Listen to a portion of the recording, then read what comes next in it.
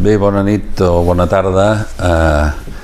Estem aquí mig enriolats amb el mestre Josep Maria Jaumà, que fa aquesta cosa estranya. A vegades la gent demana que li presentin un llibre per prestigiar el producte, no? I en aquest cas em temo que si algú prestigia algú és en el presentador, pobre de mi, perquè és un honor, i ho dic de veritat, que li sembli plausible que vingui a presentar aquesta obra monumental avui aquí, tot i que com que el que ha fet el pecat és ell, el farem parlar amb ell d'Eliot i això, que se suposa que si l'ha traduït tot, alguna cosa deu saber, per descomptat, molt millor que m'imagino cap dels presents, jo inclòs, evidentment, no? Però volia dir quatre coses sobre, diguem-ne, el personatge, una mica, molt breument, i després farem una mena de conversa, ja on ens porta tot això. Jo, i no us estranyarà, quan penso en Josep Maria Jaumà... Pensava que el personatge era Eliot. Hòstia, ja comencem. Comencem, no l'heu avisat, no? Que anava de... Sí, no. L'Eliot vindrà al postres, no? Però, no, ell és un home que jo sempre he pensat que funciona amb una mena de pauta, la pauta següent, diguéssim. Ell detecta una precarietat, que vivim en un entorn on això és molt... som bastant una primera potència en precarietat, no? Ell detecta una precarietat, llavors es queda perplex momentàniament i a continuació es posa a gestionar-la, aquesta precarietat, amb modèstia, però de manera persistent. I és així, Eliot, faci el favor de no... I és així com els cansats, que diuen, com els cansats fan la feina. I en Josep Maria Jaumà és un dels exemplars més remarcables d'aquesta espècie, que està molt en perill d'extinció aquí en aquest país, i sort n'hi ha dels cansats com en Jaumà que encara ens queden, no? I a més també té una altra cosa, com sabeu, m'imagino alguns dels que sou aquí almenys que degueu ser amics personals i seguidors d'en Jaumà, que és un home que genera també una altra cosa molt curiosa, que és que si el coneixes te l'estimes. És una cosa que tampoc és tan habitual, no? Si el coneixes te l'estimes, és que com no hi ha alternativa, diguéssim. Esteu d'acord? És com una llei de la física, una cosa que ha nascut així, és bueno, ja si l'emocionem, home. Total, que en Jaumà, essent com és, essent en Jaumà, doncs s'ha vist abocat a fer de tot en la seva llarga i fructífera carrera, que ha anat molt més enllà de la docència secundària o a la universitat. Molts potser encara recordareu aquell seu primer llibre entranyable, Els meus instituts, Santo Cielo, una crònica impagable de les precarietats de l'ensenyament públic dels anys 70. La seva feina solidària en països de l'Àfrica, la seva implicació amb les coses del seu poble, que té unes fascinants troballes sobre l'estructura, la iconografia del monestir de Sant Cugat, que són tremendes i que sempre... Aquestes representacions que fan de sang i pedra, no? Sí, pedra i sang, any rere any. Algú diu que ha escrigut un accident o què? La qüestió és que és any rere any també al monestir. Una delícia que si algú aquí té el descuit de no haver-ho anat a veure, que ho faci, que és aquesta cosa que es diu Maragall a casa, que any rere any també, naturalment, aquesta cosa que es fa a la casa de Joan Maragall, que s'està convertint en la nostra mousetrap particulars, o la Chanterie Shop a París, el mousetrap que 40 anys, doncs d'aquí potser un temps direm, quan fa? No sé, 10 anys, ara. Mittel, 10, doncs espereu.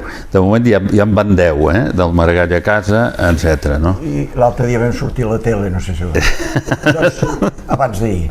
Doncs ahir va trucar al telèfon tot el dia i vam omplir tot el mes de novembre i tot el mes de desembre. Només ahir, per què ho havíem vist? Per la tele, no? Quines coses. No, sí, són coses. Però aquestes coses són aquestes experiències en petit format que s'acaben consumint com una delicatessen, com una tradició. Vull dir, no, tu dius, sí, vaig anar-hi fa 10 anys, bueno, ara aquest any hi torno a anar, no? Etc. Bé, doncs això. I parlant de tradicions, la seva puntual traducció d'un poema anglès que, quan arriba el Nadal, canvia els amics, com la seva peculiar Christmas Card, no? Poema de Nadal. Un poema de Nadal, sempre, sí. I si ens anem centrant en la traducció, doncs descobrim un Jaumà extraordinàriament prolífic, traductor de Shakespeare, la seva versió de Romeu i Julieta per escolars, a Vicenç Vives, és un best-seller permanent. En tot cas, en Jaumà en la traducció devia començar, me l'imagino, fent-se preguntes, diguem-ne, jaumanianes, no? Per exemple, no tenim traduccions de la poesia de Robert Graves, collons. Això té raó, Veus? Hòstia, i aquesta... El Robert Graves havia viscut 40 anys a Mallorca. Ara? I no l'havia traduït ningú. Com ho enteneu, això? És molt bo, perquè està dient exactament el que jo tinc aquí escrit. I aquest home viu d'allà, i no ens ho hem ni parlat ni res. Vull dir que va començar així. Doncs ell devia dir, valga'm Déu senyor, quin país, solució. Traduïm a Graves, i anar fent, no? I en Jaumà s'hi ha posat de valent i comença, jo crec que, suposo que sense voler, no? Però ha fet un curiós procés que va d'endavant i endarrere, els que sou més d'anglès ja m'entendreu, i de manera que primer publica a Philip Larkin, el gran Larkin. Jaumà, estem d'acord? Sí, el gran, per mi el millor de tots. Vinga, doncs ja no... És aquell solter conservador que no és de missa, però que quan entra a una església diu que ho fa hatless, I take off my cycle clips in awkward reverence. És a dir, que es treu el barret quan entra a una església, tot i que no és d'anar a missa, però també es treu els gafets de la bicicleta amb senyal de respecte. Per mi, en Larkin és l'home que es treu els gafets de la bici per respecte, no? És meravellós. Bé, i de Larkin en Jaumà recula una mica més, buscant en la poesia anglesa aquell realisme líric o poètic, si voleu, que s'ha anat instal·lant i que es va allunyant precisament de les referències implícites en l'obra de T.S. Eliot, que és el nostre home avui, o dels arrebataments mitològics de Yeats, i tradueix Graves d'amor, 30 poemes, magnífic. I de Graves en Jaumà se'n va a la primera font d'aquesta concepció de la poesia, és a dir, el vell Thomas Hardy, que és qui trenca amb la tradició romàntica, apel·lant paradoxalment allò que ja hi havia al manifest fundacional de... Ets tu? No. De Wordsworth, no? I que Sam Abrams, en un dels pròlegs a la seva traducció de Hardy, diu, cito literalment, diu, Hardy va ser el poeta que finalment i d'una manera molt efectiva va posar en pràctica el programa estètic de Wordsworth formulat al prefaci de Lyrical Ballads, on es demanava una poesia més arrelada a la vida real dels homes. En Jaumà, doncs, ens ofereix una línia de trencament dels paradigmes dominants en la tradició anglesa en forma de Hardy, Graves i Larkin, ja ara els estic citant per ordre cronològic, i faltaria Auden, però com que en Pep Cots, l'editor de 1984, ja ens l'ha subministrat recentment en versió de Marcel Riera, doncs ja el tenim, no? Però en Jaumà, que siguent en Jaumà, també s'adona que el lector, valga'm Déu, tots aquests trencaments amb la tradició anterior, però li cal disposar també l'obra dels dos referents centrals de la poesia del segle XX, contra els quals, diguéssim Hardy a banda, però contra els quals, qui més qui menys, ha de gestionar en la poesia anglesa l'ansietat, diguem-ne, de la influència, no? I és així com en els darrers anys, Sant Josep Maria se'ns embranca en aquest esforç titànic d'oferir-nos pràcticament com a poesia completa l'obra dels dos gegants. Yeats, en el volum Indòmita Irlanda Indòmita, no sé com... Jo diria Irlanda Indòmita, sí, millor. I ara, La cirera del pastís, la poesia completa de T.S. Eliot, no? Per tant, en aquest país on jo trobo que massa sovint es va com de farol i es tendeix a les expressions grandiloqüents, del que ha fet fins avui en Jaumà, i disculpi, jo només em puc dir estructures d'estat del nostre sistema cultural, no? Fonaments sobre els que es construeix el prestigi d'una cultura pròpia i cosmopolita, no? Això sí que és una estructura d'estat tangible, no la de les altres, no? En tot cas, en Jaumà, però també, a darrere d'un traductor, també en Pep Cots i edicions de 1984. A veure, els 150 poemes de Yeats, traduïts també per en Jaumà, una quasi poesia completa d'Oden, les fulles d'herba de Whitman, la poesia de guerra de Wilfred Owen, el majestuós preludi de Wordsworth, precisament, els poemes de Joseph Brodsky, etc., i ara aquest monumental Eliot. Per tant, si no t'atures, Pep Cots, d'aquí 4 dies et penjaran la medalla de l'ordre de l'Imperi Britànic. Si vols els hi suggeriré, perquè... No, és que és veritat, no? És veritat, I anem una mica cap a l'obra d'això, que és per el que ens reuneix avui, no? La traducció d'Eliot, no? A mi hi ha una cosa que sempre m'ha fascinat molt d'Eliot en l'evolució dels corrents artístics i creatius, que és aquesta cosa de com algú que no té res a veure ideològicament amb tots els seus imitadors, no? Acaba sent una influència extraordinària des del punt de vista artístic sobre gent que estan a les antípodes de la seva ideologia o de les seves idees o de la seva visió política de les coses, no? Per això l'obra d'Eliot rep elogis, diguem-ne, improbables, d'Orwell, com saps tu, del Prufrock, no tant de la cosa més religiosa, però sí, i sobretot és la influència decisiva en la poesia dels poetes anglesos d'esquerres dels anys 30, amb Oden al capdavant, la generació d'Oden, doncs són una gent que després de la publicació de La Terra Erma doncs queden enlluernats literàriament, troben algú, no?, que els hi és una referència i que políticament així el troben, però qui és aquest home? Però en canvi no poden sostreure's a la influència literària. I no només els anglesos, I més enllà, sí, i tot arreu. La wastelanditis, que es diu, és a dir, la imitació, això és universal. Exacte. I ha durat 20 o 30 anys, això. És així, no? I esclar, perquè Eliot, diguéssim, noten que és un home que en la poesia, en la manera de fer poesia, com trenca la tradició, però construint-ho tot en base a la tradició, és un cas, trenca la tradició com els grans trencadors, que són els que naturalment tenen tota la tradició dintre i per això la saben trencar, per dir-ho així, no? Us llegeixo 2 o 3 versos, ell ens en llegirà molt més, només una petita cosa, ja que estic parlant de The Wasteland, que ell ha traduït com La Terra Erma, que és un tema interessant perquè aquest poema... Per no repetir la Xorca, a mi m'agrada la Xorca. La Xorca t'hagués agradat perquè... Bueno, però ja estava fet.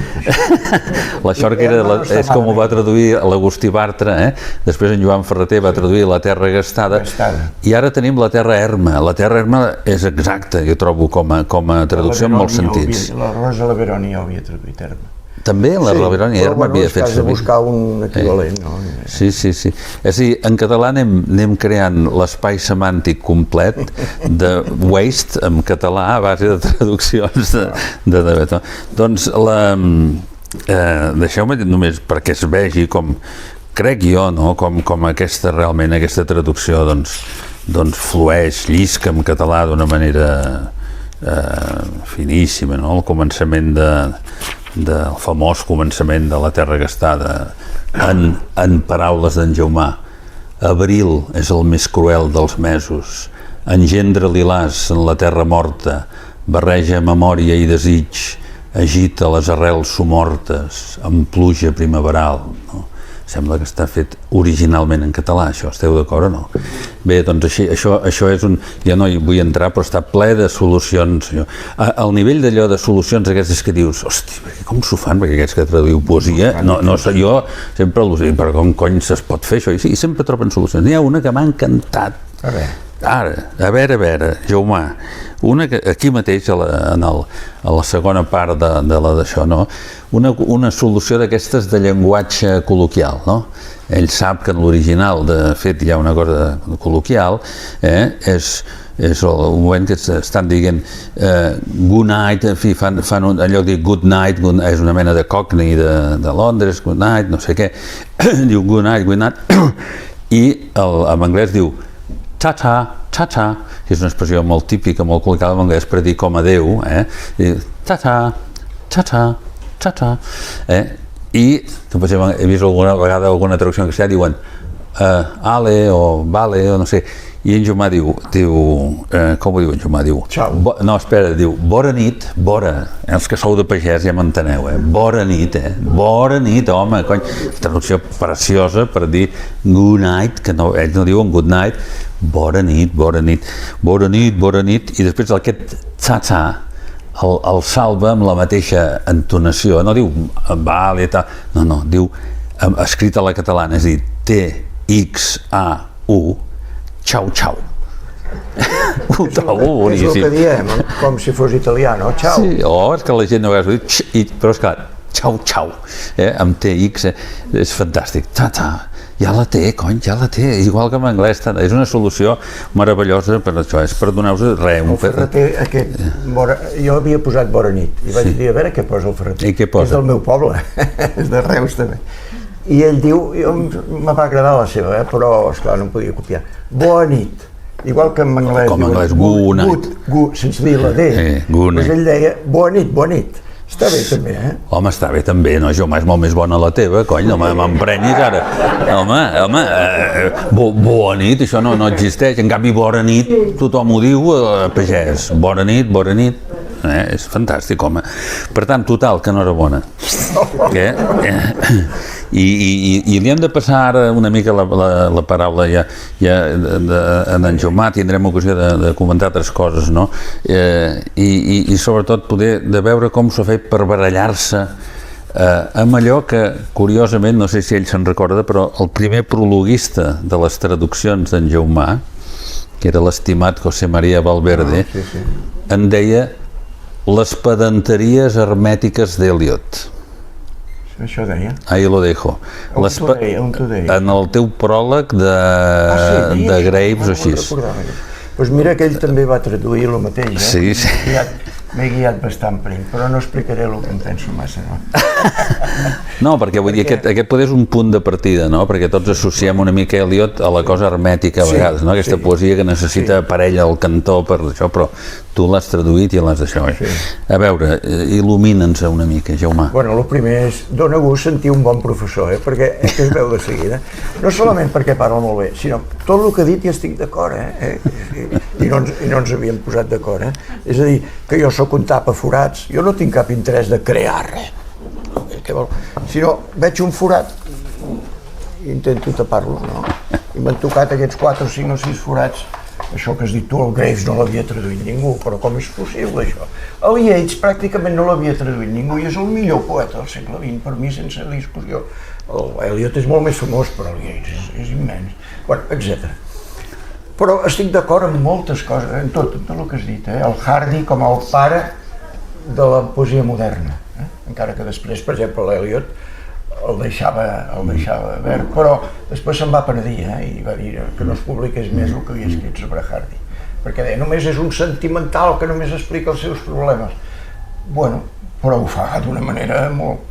Per mi el Hardy és el Maragall anglès, és a dir, el que ja no és romàntic a la manera romàntica, però tampoc és vanguardista a la manera del segle XX. Clar, però l'Eliot... De Hardy s'arriba fins a Larkin i de Maragall s'arriba, no sé, fins a Margarit, per exemple. I deixen totes les vanguardes de costat. Jo ho veig així. Bueno, com que el temps és curt i ara no aniré a contestar al Miquel perquè t'ho agraeixo, però és molt exagerat aquest noi. Doncs jo faré un resum breu perquè tot el que tinc a dir ja està en el llibre, si us interessa no cal que el compreu, el podeu venir a llegir aquí, que hi ha un bar estupendo per llegir i m'agradaria dir-ho a la meva manera, més que repetir el que deixo. L'Eliot era un jove americà, diguem, de classe molt alta, emparentat amb tots, amb presidents, petrolers, finances, el president de Harvard, quan ell estudiava, era un Eliot, ja està tot dit, i completament insatisfet, ja tenia el futur assegurat, diguem, professor de Harvard era ja de naixement. Doncs es va rebel·lar contra això al 100%, no em va voler sentir ni parlar. Va complir, va estudiar, va treure totes les millors notes, però va aprofitar una beca que li va donar el Bertrand Russell, diu, vés-te'n un any a Oxford, que t'anirà bé, i ja no va tornar als Estats Units, perquè li semblava una societat buida, totalment, intel·lectualment buida. A més, pertanyien, tota aquesta classe alta, pertanyien tots a una església especial americana, que es deia unitària. I aquesta església no era teòricament cristiana, però el que era una moralitat per donar exemple, és a dir, per mantenir el puesto. Si ets bona persona, et mantindràs en l'estatus que et correspon. I l'Eliot això li va resultar, diguem, absurd, insuportable, i amb gran disgust de la seva família se'n va anar i es va quedar a viure a Europa i va tornar als Estats Units a temporades molt curtes, només un any que el van convidar a Harvard, però ja molts anys després, el 32, 33, i va passar allà els mesos que tocaven i això, però es va desentendre, no desentendre, però es va desvincular de la teoria.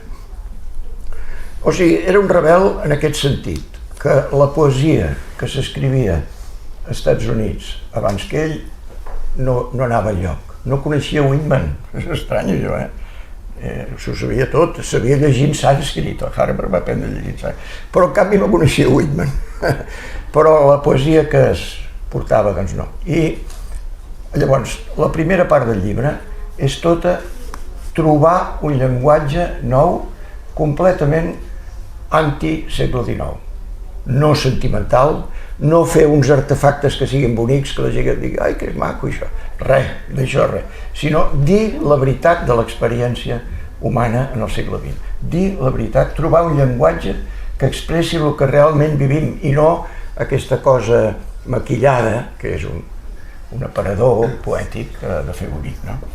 De manera que tota la primera part del llibre que teniu a les mans, que fixeu-vos, és la primera vegada que es publica, bueno, això surt d'un llibre anglès, esclar, tota la poesia, tant la que va publicar com la que no va voler publicar, cosa que també és una mica problemàtica, però bueno, aquí està.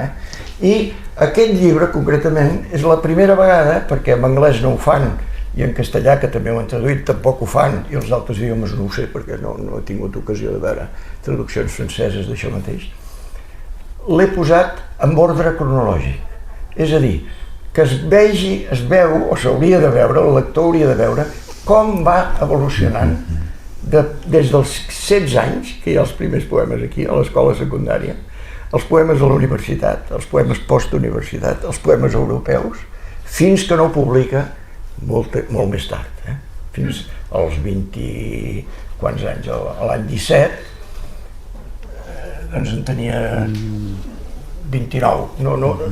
Escriu tot això però no publica fins bastant tard, gràcies a l'Ezra Pound, que li va semblar que era un vanguardista. Com que era tan trencador, diu, home, aquest és dels meus, i l'Ezra Pound es va, bueno, ara me'n vaig per les anècdotes, es va, com se diu això, va demanar un préstec i es va quedar amb deute, sense dir-li a l'Eliot que ell era qui li pagava les edicions perquè això sortís. Molt bé, de manera que jo entenc que tot el que teniu a la primera part del llibre, que hi ha coses molt divertides, si tinguéssim temps les podríem llegir, i altres que no ho són tant, però n'hi ha algunes de molt divertides. Almenys un potser sí que l'intentarem. I grolleres, no? I grolleres, esclar, perquè està contra tot. O sigui, el món és una porqueria, tot fa riure, tot fa plorar, tot és un desastre, i llavors hi ha coses grolleres de veritat, I les més grolleres es veu que estan secretes en un calaix i no les deixen perquè es veu que em va escriure, però d'obscenes total, o sigui que cada línia és una obscenitat. Però perquè era, diguem, un rebel. Un rebel va dir, no em vull saber res més de tot allò que he heredat. Punt. Això ho va pagar car, deixeu-me només dos frases sobre la seva vida privada. Anar a Anglaterra, de què havia de viure? Professor d'institut, desastre. Ensenyava francès, diu, és la cosa més difícil del món ensenyar francès en un institut. 2 anys i no va aguantar més, no? I llavors a posar-se a treballar d'escriptori en un banc, d'oficinista en un banc, enteneu? Primer cobrant una misèria i cada any li anaven pujant el sou, això sí, va estar 7 anys, que era eficaç, i cada any, però fins que va rebentar, va estar 7 anys, i quan va rebentar és quan va escriure La terra xorca, La terra erma, La terra erma. Quan va rebentar va tenir uns mesos, de 6 mesos de permís, perquè estava malalt, i llavors és quan va escriure La terra erma. I La terra erma, jo no sé si val la pena que en llegim, perquè és molt coneguda, és tan coneguda que ja m'ha sorprès això que dius, quina gràcia introduir-ho, és relativament fàcil. Sí, no, perquè està tan conegut que ja està tot molt mastegat. La terra erma, fixeu-vos, és el poema que li dona personalitat, o sigui, primer,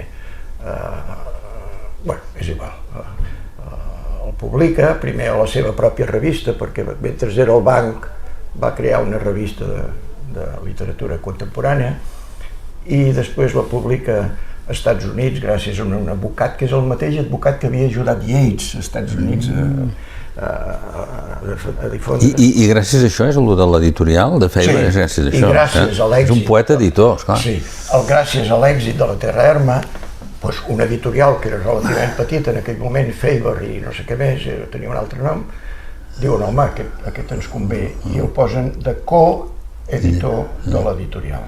I ell, això va ser la seva salvació, perquè si arriba a continuar en el banc jo no sé què hauria passat. Doncs, gràcies a això, ell va fer d'aquesta petita editorial una de les més importants que hi ha a Anglaterra, sobretot fent-se amic amb tots els poetes. El Larkin, per exemple, va quedar encantat de la manera com el senyor Eliot el rebia. El Larkin era un home jove i el va rebre com... va quedar encantat de l'amabilitat, de la serietat. Però fixeu-vos, ho haig de dir perquè encara que tenim poc temps jo voldria anar cap allà, però La terra erma era un disbarat. Quan la va escriure l'Eliot, era un disbarat. I llavors el Pound, que ja ho he dit, que li tenia molt d'això, es diu, aquí hem de començar a retallar. I li va retallar més de mig poema. Jo els tinc els trossos, però no ens els han deixat traduir, perquè són per descrèdit, serien per descrèdit de Mr. Eliot. Esclar, uns trossos que no valen res. Que no valen res, més la meitat, res, 0. I, en canvi, tallat així, només va deixar els trossos vius, les anècdotes, diguem-ne. Les anècdotes, l'anècdota del marit i muller discutint, l'anècdota dels dos que fan l'amor sense, un jove i una noia que fan l'amor sense ganes, ni plaer, ni res, l'anècdota de la dona que ha avortat i el marit està a punt de deixar-la, anècdotes. I aquestes anècdotes estan molt bé. I això, enjuntat sense gaire cola, enjuntat així, va impressionar perquè era una manera com quasi cinematogràfica, o no sé com dir-ho, una manera de fragments que ajuntats fan el seu efecte. Però no cal dir que el senyor Eliot, a les poques setmanes d'haver publicat això i tenir un èxit rotund, diu, doncs a mi tot això no m'interessa gens. I tot això, bueno, ja en el llibre es pot llegir les frases que va dir, tot això només és el mal humor que jo tenia dintre i que l'he expressat com a... Bueno. De tota manera, a partir d'aquí diu, perquè presenta un món, ja ho he dit, que no s'agafa per enlloc. Quan ell veu els seus col·legues que van a treballar a les 9 del matí a la City de Londres, doncs fa la cita aquella de Dante, no? No em creia que la mort n'hagués anorreat tants, n'hagués destruït tants. Tots són morts. Aquesta gent tenen una vida morta. I tot el poema és així. Tots els personatges que surten són gent sense cap ànima, ni cap plaer, ni cap sentit. Tots són... Excepte al final del poema, que el Pound no ho va entendre. El Pound, el que li agradava d'això. Es pensava que era un vanguardista i un rebel social, no? De rebel social no tenia res. Al final hi posava una cosa que el Pau no va entendre, que és hem de trobar-hi una sortida. I ell troba, com que havia estudiat sànscrit, i llegir amb sànscrit, diuen que llegir amb sànscrit, jo no sé. Doncs hi posa, hem de trobar una sortida i potser sigui els Vedes, el Buda i allò, Data, Dhamyata, Davatya, o sigui, les tres consignes del budisme, dona, controla i compadeix-te. Si fas aquestes tres coses trobaràs i llavors amb aquesta terra erma, quan diu aquestes tres frases, llavors plou, per fi plou. Bueno, doncs aquest final de la terra erma és el començament de tota la resta de la vida d'Èlia. Enteneu? És a dir, a partir d'aquí, que ningú dels que han imitat la terra erma s'hi ha fixat en això, a partir d'aquí hem de trobar una sortida.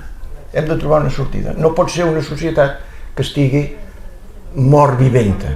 Salvar la civilització. Salvar la civilització, és això. I llavors torna a començar quasi de zero, igual que havia fet fins a arribar a la terra erma, torna a començar quasi de zero, uns poemes que tampoc no valen gran cosa, però bueno, el dimecres de cendra, els homes buits, què sé jo, fins, diu, ja sé que trigaré molt a trobar allò que m'al·ludeix, allò que vull dir i que se m'escapa, que no sé com dir-ho, fins a trobar el llenguatge per dir exactament el que volia dir. És a dir, esclar que estem en aquest món, esclar que l'hem d'acceptar, però al mateix temps hem de viure'l d'una altra manera. I això són els 4 quartets. És a dir, reconcilia un món que és el nostre, penseu que ell va viure totes les dues guerres, o sigui, el 14 estava, quan va fer això d'anar a viure a Oxford, era l'any 14, i a l'estiu, abans d'anar a Oxford, aniré a aprendre alemany, se'n va anar a Alemanya. Doncs li va agafar la guerra allí i va haver de sortir per cames de miracle. El van haver d'amagar, va sortir amagat, perquè... Bueno, i això ja no va parar, és a dir, la primera guerra, entre les dues guerres ell li va semblar un disbarat tot el que s'estava fent el Charleston i Viva la vida, tots l'hedonisme, tots, la pel·lícula aquella, com es deia, la pel·lícula del Goodbye Berlin. De l'Isherwood. De l'Isherwood. Sí, Cabaret. Cabaret, a l'Eliot això li deia, això acabarà malament, i efectivament la Segona Guerra. És a dir, la seva obra va entre guerres, de la Primera Guerra a la Segona. I quan publica els 4 quartets, que és el final de la Segona Guerra, ja no escriu més poesia, perquè ja ha fet el que volia, que és trobar una manera d'expressar com és el món i com l'hauríem de mirar amb uns altres ulls per sortir-nos-en. I a mi això és el que m'agradaria ara. Ja ho sé que entremig hi ha poemes estupendos. Sobretot és un gran humorista, sobretot, encara que no ho sembli, en una reunió a l'editorial, de tots els jefes de l'editorial, posar petardes a sota les cadires, i a mitja reunió els va encendre. Bueno, era un humorista d'amagat, diguem, perquè de posat era un bisbe, ell sempre anava com un clergue. Tibat. I sèrio, però en canvi era un bromista. Les cartes que en aquesta edició que em vau passar, hi ha moltes cartes als amics, totes són de xista, no hi ha una frase que sigui en sèrio, totes són. Era un gran... Però les 4 quartets van sèrio. I jo m'agradaria aprofitar que som aquí, en lloc de llegir uns quants poemes que ens farien riure, perquè alguns són... o que ens farien impressionat, perquè, com has dit, alguns són obscens i provocadors. Quan va tornar una vegada un estiu a Boston, on té tota aquesta família, que tots eren importants i coneguts, els va escandalitzar, va llegir coses i es van quedar tots dient aquest tio és un traïdor, aquest tio és... Doncs, i ell deia, doncs bueno, jo he trobat la sortida, si la sortida ha de ser la fe amb el cristianisme, doncs és la fe en el cristianisme, jo no n'he trobat cap altra. I va seguir per aquest camí, escrivint poemes, al començament no massa religiosos, però cada vegada més religiosos, fins que decideix, perquè li ofereixen, explicar un teatre. I llavors escriu perquè han de pagar unes esglésies noves pels nous barris de Londres, que després de la guerra. Doncs ell accepta fer això i està molt bé. Aquí potser no ens agradaria gaire perquè ara aquí som a la direcció contrària, de dir, hòstia, més esglésies. Però ell ho fa molt bé, i ho fa des d'un punt de vista de catòlic, bueno, catòlic anglicà, però és el mateix, de dir, si no hi ha esglésies, no hi ha vivendes dignes, si no hi ha vivendes dignes, no hi ha treballs dignes, etcètera. Ell fa una defensa que és la mateixa dels quatre quartets, però amb tipus religiós. Aquí el que us donaré ara, jo, com una classe, però és que és el que m'agradaria fer, perquè podríem llegir poemes, però ja els llegireu vosaltres i veureu que són divertits, o divertits o no, sobretot quan deixa d'escriure poesia al final, després d'això, diu, bueno, s'ha acabat, llavors ja tothom l'acusa, ja se li ha acabat la inspiració, ell escriu poesia per als fills dels seus amics, per exemple. Ara fa poc s'ha descobert una maleta en una granja i han sortit poemes d'Eliot de quan la senyora que es va morir de la granja devia estar en venda. Hi havia una maleta, diu, hòstia, si hi ha poemes d'Eliot aquí dintre. I és que era a fillola de l'Eliot, la senyora de la casa, i li escrivia poemes quan era petita, no? I aquí al llibre n'hi ha uns quants, i es veu que no hi són aquests perquè jo no sé on trobar-los, aquests de la maleta, no? Però... Els del Gats, vull dir, es va dedicar a això, no? A riure-se'n dels seus amics. Els del Gats, aquest musical de... Però això ja és, diguem... Bueno, aquí n'hi ha bastants, no? I n'hi ha algun de divertit, si tinguéssim temps.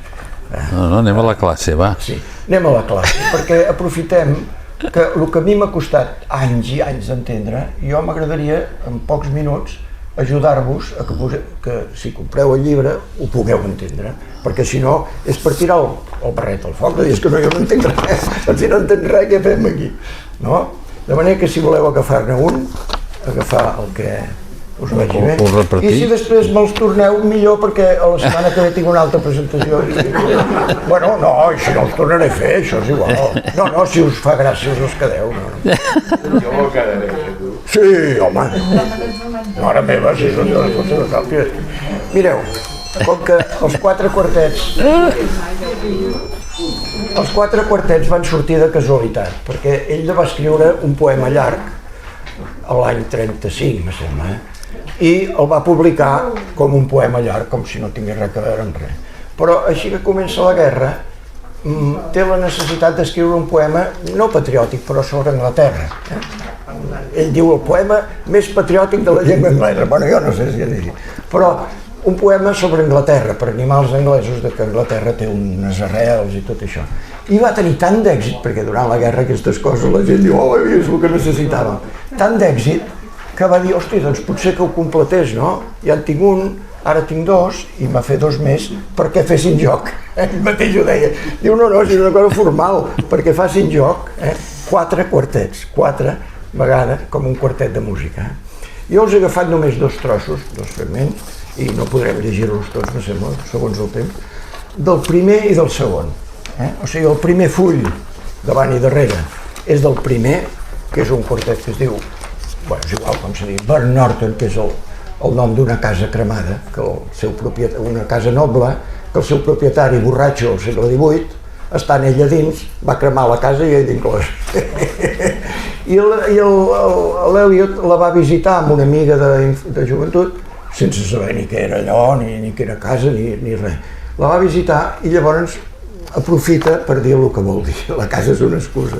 Ell aprofita per dir això, el malament que vivim la civilització occidental i com n'hauríem de sortir, no?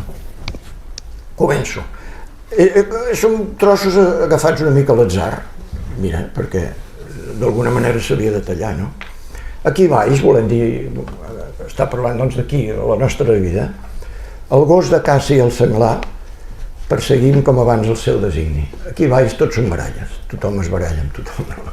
El gos de caça i el senglar, igual podia haver dit el policia i el lladre, o podia dir el polític i el que sigui, l'oposició, no?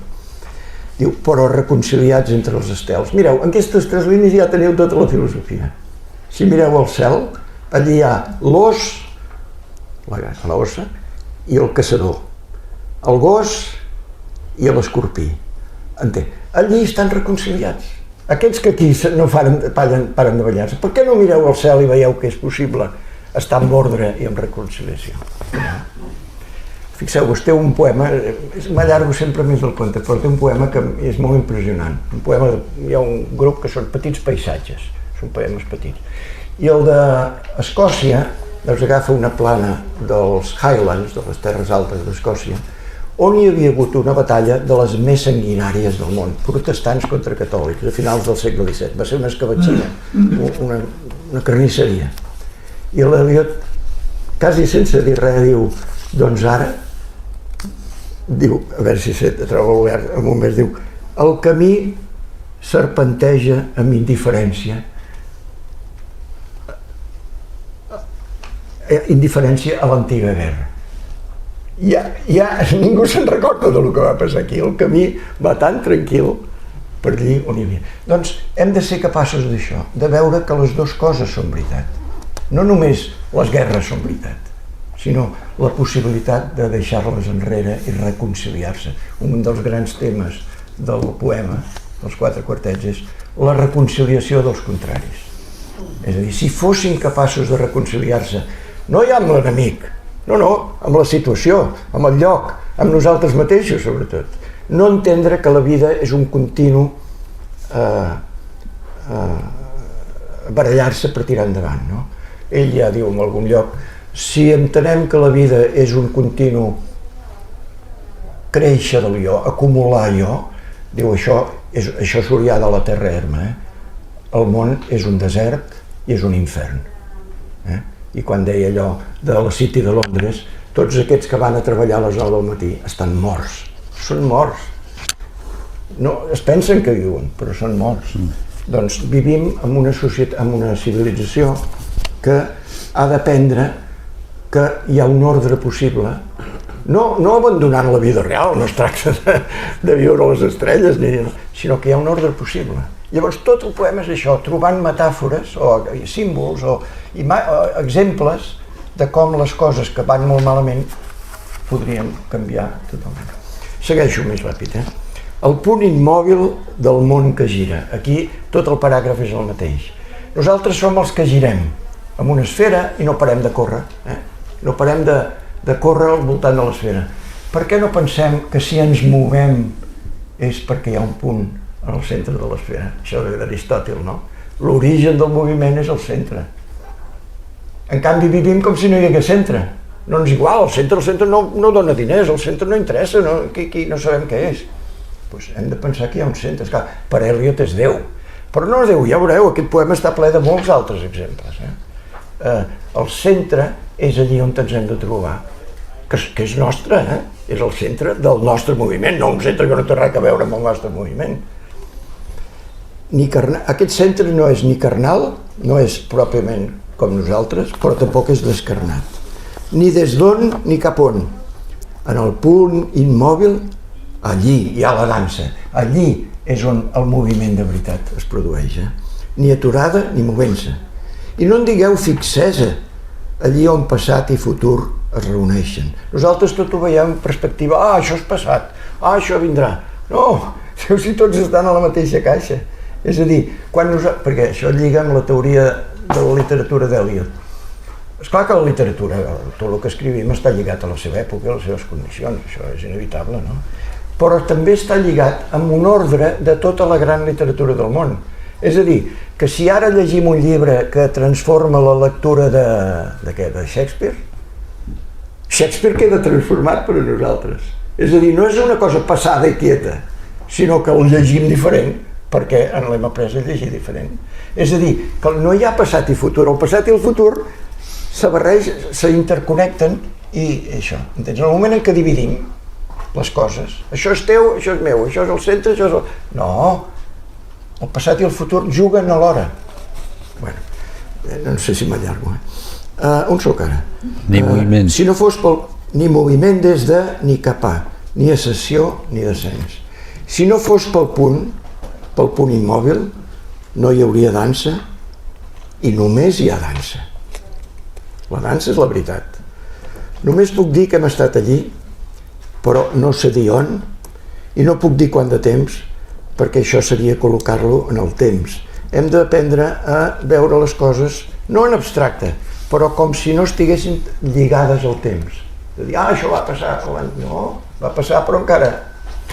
L'alliberament, què hem de fer per arribar en què? Llavors fa tota una ascètica, L'alliberament del desig pràctic, no hem d'estar sempre sotmesos a què és el pràctic. La descàrrega de l'acció i del sofriment, descàrrega de la compulsió interna i externa. Però, fixeu-vos, aquesta compulsió, aquesta obligació, aquest sofriment, estan envoltats per una gràcia dels sentits, una lluna blanca, quieta i movent-se. La lluna és una altra d'aquestes metàfores, volem dir, però hi ha coses que, peti qui peti, passi el que passi, no es mouen, També s'ha de tenir en compte això. Erhebung, que vol dir en alemany elevació, però una elevació sense moviment, no de créixer més, de córrer més, d'acumular més, no, sense moviment. Concentració sense eliminació. Alhora un nou món i el vell fet explícit, entesos en l'acompliment del seu èxtasi parcial i en la resolució del seu horror parcial. El món és elevat. Hem de parar, Ui, bueno, deixeu-me llegir un altre tros. Això ja més o menys ja queda vist.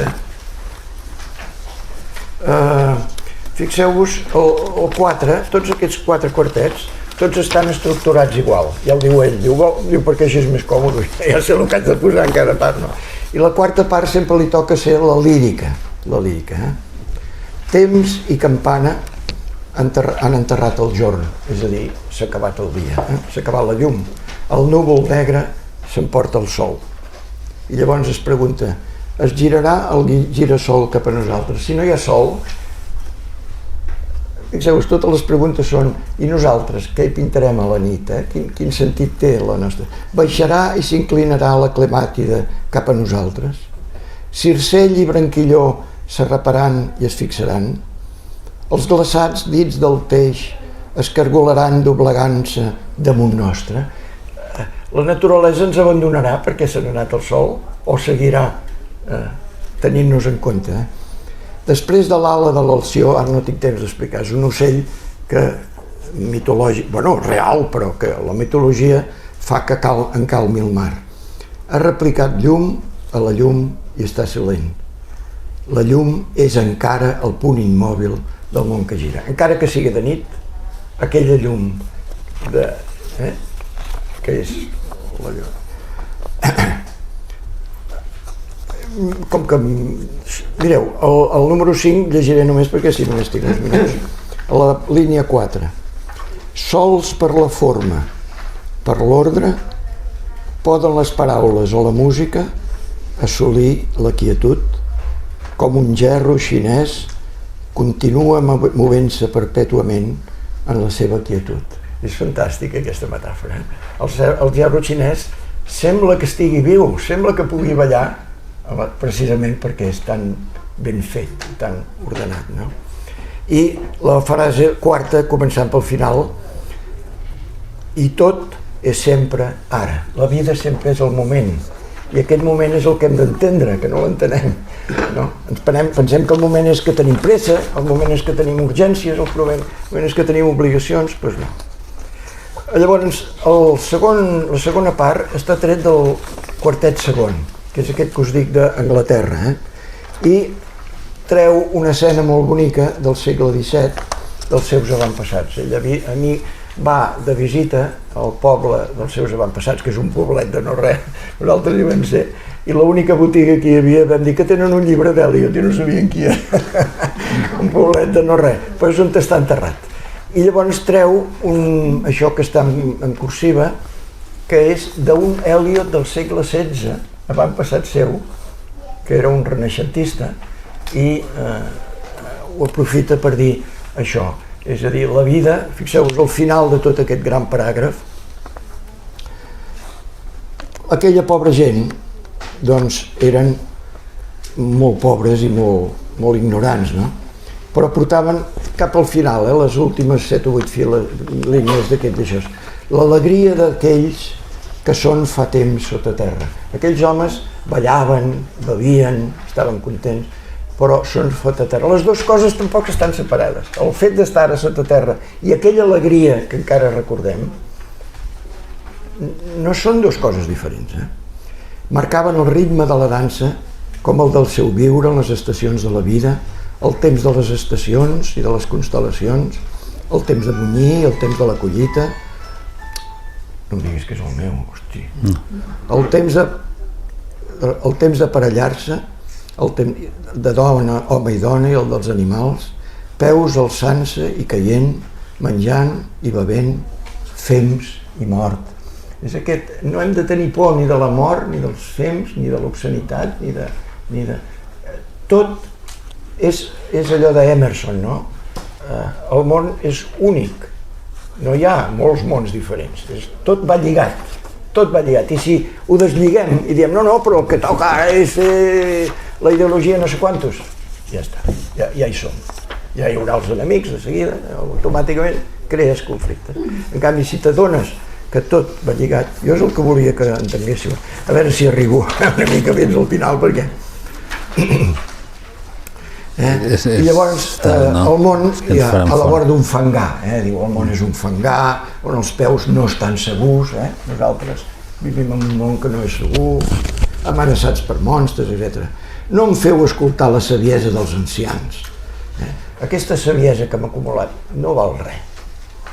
És això que diu, Diu, sinó més aviat llur ximpleria. M'agrada més quan són ximples. Això recorda la Yeats, que diu, com més vell, més boig vull ser. Sí.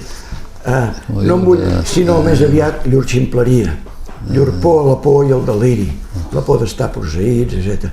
L'única saviesa que podem esperar assolir és la saviesa de la humilitat. La humilitat no té fi.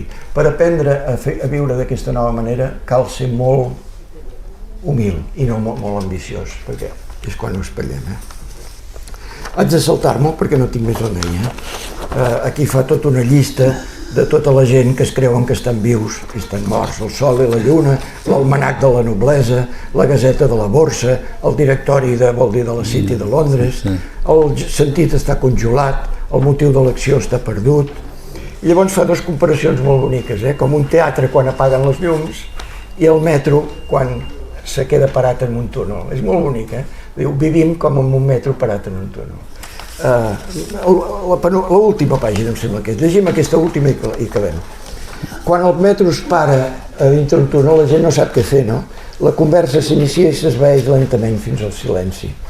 I darrere cada rostre veus com la buidor mental es fa més pregona, deixant només el terror creixent de no tenir res en què pensar. L'Eliot veu en el món terror, com que no ens enfrontem al com som, ho espatllem tot i d'això. Hi ha un moment, una anècdota, que una senyora en una festa diu, ai, quina festa més bonica, no, senyor Eliot? Diu, sí, si sabem veure el terror que hi ha per sota. Bueno, no tenia remei, Vaig dir a la meva ànima, llegim aquestes frases que són molt, aquests versos que són. Vaig dir a la meva ànima, calla i espera sense esperança, perquè l'esperança seria esperança de quelcom errat. Espera sense amor, perquè l'amor seria amor de quelcom errat. I encara hi ha la fe, però la fe, l'amor i l'esperança estan tots en l'espera. És a dir, la solució no està en viure amb abstraccions, no està en viure, no, està en l'actitud, en l'espera humana de carn i ossos. Aquí hi ha la verdadera esperança i la verdadera amor i el verdader. O sigui, no divideix dos mons, el bon i el dolent, no. Hi ha el que vivim i allò que li falta, que és saber veure l'ordre que ho domina tot, que està per damunt. I com arribarem a aquest amor? Espera, asseguts en una cadira i no tenint esperances, que això fa molt bonic, sinó saber esperar. És aquesta unió la que m'agrada a mi, saps? On som ara? Espera sense pensar, perquè no estàs preparat per al pensament. Així, la foscor serà la llum i la quietud serà la dansa. Fixeu-vos quins altres exemples posa de coses que no canvien, que estan tan ordenades que no canvien. Murmuri de rierols que corren, sempre hi són, passi el que passi sempre hi seran. Els llampecs hivernals, la farigola silvestre no vista, les maduixes silvestres, la rialla en el jardí, això surt contínuament a Eliot, És a dir, sempre en algun lloc hi ha uns nens que riuen, i això no morirà mai. Uns nens que riuen amagats en un jardí o sota un bosc, però si sapiguéssim apreciar que això és etern, que això és la vida i no el que ens molesta. Bueno, i acá, puc acabar i acabo. Direu que repeteixo perquè això sí, escriu amb aquest com si fos prosa. Ell diu que la prosa per ser bona ha de tenir alguna de poesia i la poesia per ser bona ha de tenir alguna de prosa. No es poden separar totalment, tampoc no es poden separar totalment. I malgrat el Calímaco, aquell que va dir que unes coses la prosa i l'altra la poesia. Doncs ho tornaré a dir, això és ben prosaic, ho tornaré a dir per arribar allí on ets, per anar-hi des d'on no ets, perquè com que no vius, no ets mort.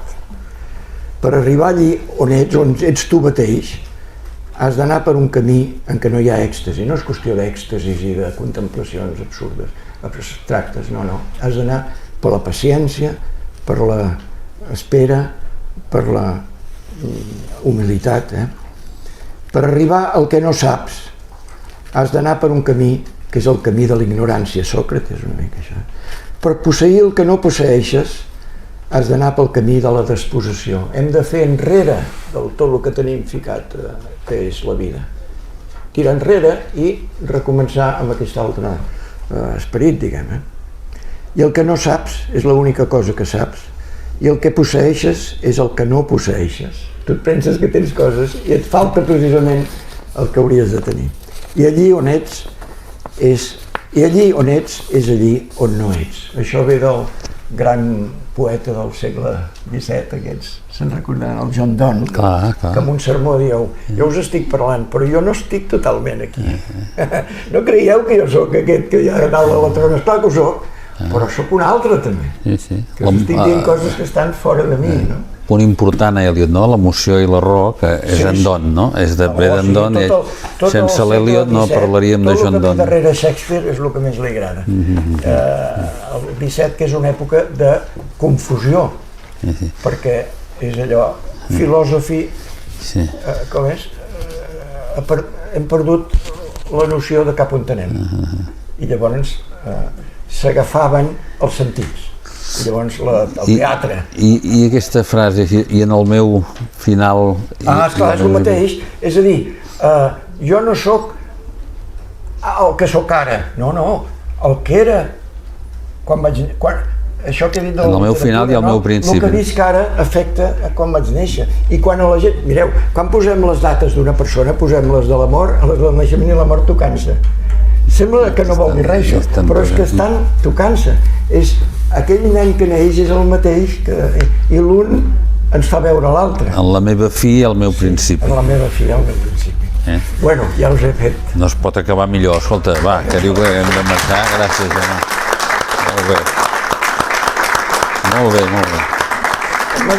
M'agradaria molt que si llegiu els 4 quartets ara els entengueu una mica millor. Perquè has de saber llegir una mica. Jo, una traduïa, a vegades no l'entenia. Però vol dir sempre això, hem de trobar, i quan va quedar tan satisfet d'haver escrit això, ja he acabat.